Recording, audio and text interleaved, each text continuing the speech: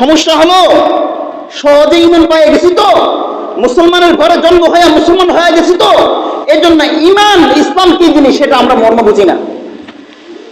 যদি সাহাবায়ে কেরামের মতো, হযরত বেলাল হাবশির মতো রাস্তার মধ্যে ঈমান আনার কারণে রাস্তার মধ্যে গলার মধ্যে রশি বেঁধে রাস্তা ঘোরানো হতো, খাব্বাব রাদিয়াল্লাহু তাআলা আনহুর মতো কষ্ট দেওয়া হতো, হযরত সুমাইয়া রাদিয়াল্লাহু তাআলা আনহার মতো কষ্ট দেওয়া হতো, সাহাবায়ে কেরামের মতো অকথ্য নির্যাতন সহ্য করা লাগতো, তখন বুঝতাম ঈমান কি জিনিস।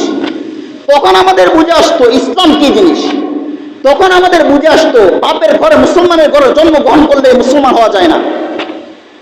তখন আমাদের বুঝে আসতো যে সাহাবায়ে কেরাম কেমন ঈমানে বলিয়ান ছিলেন। এত কষ্ট দেওয়ার পরেও বেলাল হাবশিকে বলেছে ঈমান ছাড়ো। বেলাল হাবশি কি বলেছিলেন? মক্কার অলিতে গলিতে ঘুরাচ্ছিলেন, বলেছে তুমি ঈমান ছেড়ে দাও।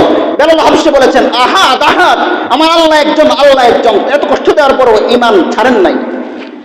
হযরত খাব্বাব রাদিয়াল্লাহু তাআলা আনহুকে কষ্ট দেওয়া হয়েছিল। হযরত সুমাইয়া রাদিয়াল্লাহু তাআলা আনহা ইসলামের মহিলাদের মধ্যে সর্বপ্রথম শহীদ, লজ্জাস্থানের মধ্যে তীর মেরে শহীদ করে দেওয়া হয়েছিল, তারপরে ঈমান ছাড়েন নাই।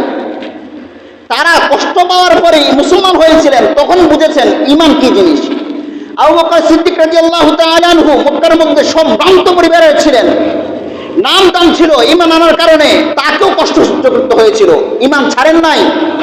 তারা বুঝেছিলেন ঈমান কি জিনিস, তারা বুঝেছিলেন ইসলাম কি জিনিস, রাসূলের মহব্বত কি জিনিস, আল্লাহর মহব্বত কি জিনিস। মুসলমানের ঘরে জন্ম গ্রহণ করার কারণে অটোমেটিক মুসলমান হয়ে গেছে, এর জন্য আমরা ঈমানের দৌলত কি জিনিস বুঝি না। আল্লামা ইকবাল তো বলেছেন ওদো মে তুম হো মুসলমান তু তামাদ্দুন মে হুনো, তুম মুসলমান হো তুমি দেখকর শর্মা ইয়াহুদ।